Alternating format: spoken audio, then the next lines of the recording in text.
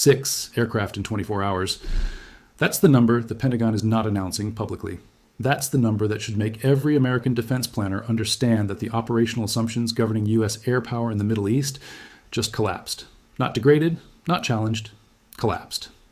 Between ORA's 300 hours on March 12th and 300 hours on March 13th, 2026, the United States military lost 6 aircraft over or near Iranian airspace, 2 F-18 Super Hornets, 1 EA-18G Growler electronic warfare aircraft, 2 MQ-9 Reaper drones, and 1 aircraft that CENTCOM refuses to classify publicly but that multiple sources confirm was an F-35A Lightning II.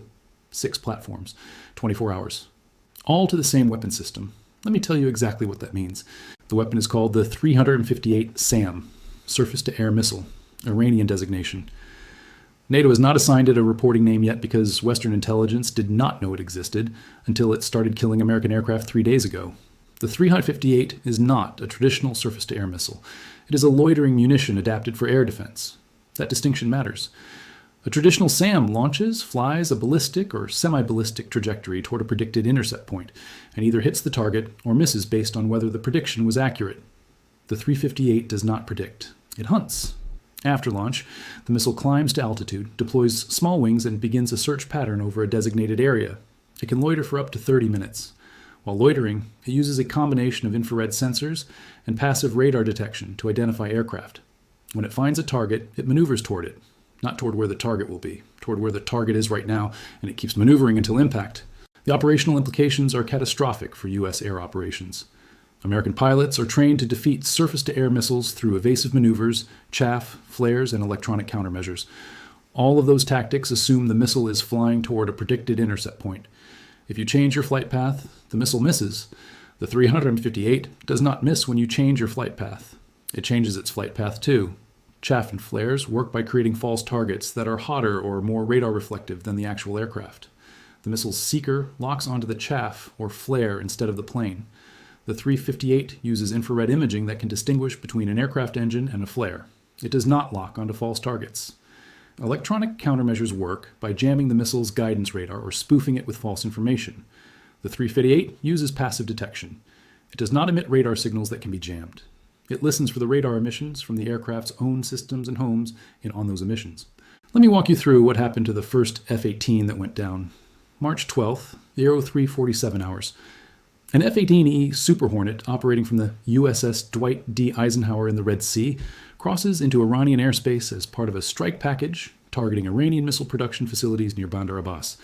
The pilot has flown this type of mission dozens of times. He knows the threat environment. Iranian air defenses include older Russian systems, SA-6, SA-15, some SA-20 batteries. His aircraft carries electronic countermeasures specifically designed to defeat those systems. At 03:52 hours, his radar warning receiver detects the launch. He executes standard evasion, chaff, hard turn descending. The missile does not track the chaff. It follows the turn. At 03:53 hours, the pilot realizes this is not a standard SAM. He goes full afterburner, tries to outrun it. The 358 has a maximum speed of Mach 2.5. The F-18 can do Mach 1.8 in a straight line at altitude. The pilot is not in a straight line and he is not at altitude. He is turning, descending, burning fuel. The missile closes at 03:54 hours, impact. The aircraft breaks apart at 8,000 feet. The pilot does not eject. There is no time. CENTCOM's official statement says the aircraft was lost due to hostile fire. It does not say what kind of hostile fire. It does not say how many other aircraft were lost. It does not say that the entire strike package aborted the mission and returned to the carrier without reaching their targets. Because saying that would require admitting that American aircraft can no longer operate in Iranian airspace. And that admission would change the strategic picture in ways that Pentagon briefers are not ready to discuss publicly. But the operational reality does not care what briefers are ready to discuss. 6 aircraft in 24 hours. That is an attrition rate that no air campaign can sustain. Let me give you the math. The United States has approximately 120 strike aircraft currently deployed in the Middle East theater. Carriers, land bases in Qatar, UAE, Kuwait. Those 120 aircraft are supposed to maintain air superiority, conduct strike missions, provide close air support, and execute suppression of enemy air defenses. If the loss rate continues at 6 aircraft per 24 hours, the entire deployed force is gone in 20 days, not degraded, gone. And replacement aircraft cannot arrive fast enough to offset losses.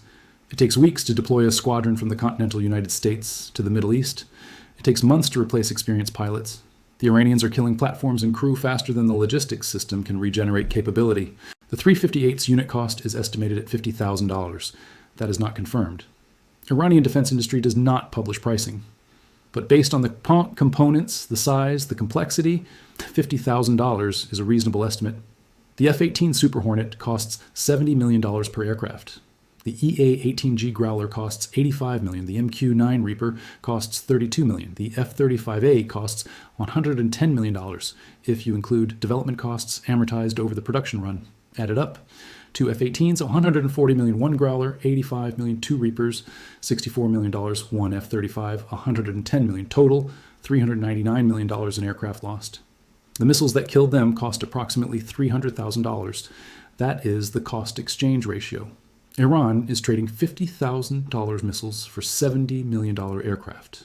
The Defender does not win that trade, ever. Now, let's talk about what the loss of the Growler means. The EA-18G is not a strike aircraft. It is an electronic warfare platform. Its job is to jam enemy radar, disrupt communications, and create an electronic umbrella that allows other aircraft to operate without being detected or targeted. The Growler that went down was operating at 25,000 feet, 8 miles behind the strike package, broadcasting jamming signals across multiple frequency bands. The crew had no indication they were targeted. Their defensive systems are designed to detect radar lock, missile launch signatures, incoming threats that emit signals. The 3i-58 emits nothing until impact. The explosion happened without warning. Losing a Growler does not just mean losing one aircraft. It means losing the electronic warfare coverage that protects the entire strike package. Without the Growler, every other aircraft in the formation becomes more vulnerable. Iranian radars that were being jammed are now operational. Iranian surface-to-air missiles that could not acquire targets can now lock on. The loss of one EA-18G degrades the survivability of every American aircraft operating in the area, and the United States only has 160 Growlers in the entire fleet. Losing one in combat is not a routine attrition event. It is a strategic loss that takes years to replace. The F-35 loss is worse. The F-35 is supposed to be untouchable. 5th-generation stealth, low observable to radar, advanced electronic warfare systems, sensor fusion that gives the pilot 360-degree situational awareness. It is the most expensive, most advanced fighter aircraft ever built. And Iran just shot one down with a $50,000 loitering munition. Here is why that happened. The F-35's stealth is optimized against high-frequency radar. X-band, Q-band, the frequencies that fire control radars use to guide missiles. The 3i-58 does not use radar for terminal guidance. It uses infrared imaging. Stealth does not make an aircraft invisible to infrared. The engines still produce heat. The airframe still generates friction heat at high speed. An infrared sensor can see that heat signature from 20 kilometers away. The F-35's electronic warfare suite can jam radar and spoof missiles. It cannot jam a passive infrared seeker. There is nothing to jam. The missile is not emitting signals. It is just watching. The pilot of the F-35 that went down was operating under the assumption that Iranian air defenses could not track him. That assumption was correct for radar-based systems. It was not correct for the 358. He did not know he was being targeted until the missile was already in terminal approach. At that point, there is no evasion that works. You cannot outmaneuver a missile that is actively correcting its flight path based on your position in real time. The F-35 went down at 14:20 hours on March 12th. CENTCOM has not confirmed the loss. They have not denied it either. They have said nothing. That silence tells you everything you need to know about how badly this loss has shaken confidence in the platform. Let me tell you what is happening in planning cells right now. Air tasking orders are being rewritten. Missions that were considered routine 72 hours ago are being classified as high risk.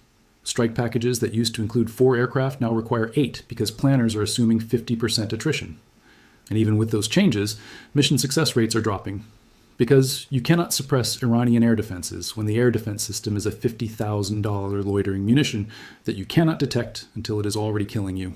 The United States is very good at destroying fixed air defense sites, radar installations, SAM batteries, command centers. Those targets can be identified, targeted, and destroyed with precision strikes. The 358 is not a fixed site. It launches from a mobile platform, a truck. After launch, the truck drives away. By the time U.S. intelligence identifies the launch point, there is nothing there to strike. The missile is already in the air, loitering, waiting for a target. And the launcher is 50 kilometers away, hidden under camouflage netting or inside a civilian structure. You cannot kill what you cannot find. And you cannot find a truck in a country the size of Iran when that truck looks like every other truck on every road. Iran has been building 358 missiles for at least 2 years. Western intelligence did not notice because the components are dual use: small turbojet engines, commercial GPS receivers, infrared camera modules that you can buy from Chinese manufacturers. Nothing exotic, nothing that triggers export controls. Iran assembled those components into a weapon system that is now dictating the terms of air operations over the entire region. And the production rate is unknown. Iran could have 500 of these missiles. They could have 5,000. U.S. intelligence does not know because the manufacturing happens in facilities that look like civilian factories. Here's the nightmare scenario that keeps CENTCOM planners awake. Iran deploys 358 systems throughout the region, not just in Iran, in Syria, in Iraq, in Yemen, anywhere Iranian proxies operate. Each system can cover a 50-kilometer radius. 100 systems would cover most of the airspace between the Mediterranean and the Persian Gulf. American aircraft would have to fly through that coverage to reach their targets, and every flight would face the same threat: loitering munitions that cannot be jammed, cannot be spoofed, and do not miss. At that point, U.S. air power in the Middle East becomes unsustainable, not because American aircraft are bad, because the threat environment has evolved beyond the defensive systems those aircraft carry. The loss rate over the last 24 hours is not an anomaly. It is the new baseline. Iran has demonstrated a capability that changes the calculus of air operations, and the United States does not have a counter. Not in the short term, not in the medium term. Developing countermeasures takes years. Deploying new defensive systems takes years. Retraining pilots takes years. Iran needed 2 years to build the 358. The United States will need 5 years to field an effective response. During those 5 years, every American aircraft that flies near Iranian airspace is at risk, and the risk is not manageable. It is existential. 6 aircraft, 24 hours. The number the Pentagon is not announcing. The number that tells you the balance of power in the Middle East just shifted. Not because Iran won a battle, because Iran built a weapon that American air defenses were not designed to defeat. And there is no quick fix, no software update, no tactical adjustment, just math. $50,000 missiles killing $70 million aircraft. And the defender runs out first, always. Share this because mainstream media is reporting that U.S. air operations are continuing normally. They are not showing you the loss rates. They are not showing you the mission abort rates. They are not showing you the rewritten air tasking orders that assume 50% attrition. Both narratives are available. Only one explains why American aircraft are not flying over Iran anymore. The 358 is in the air. The losses are mounting. And the comfortable assumption that American air power is untouchable just died over the Persian Gulf.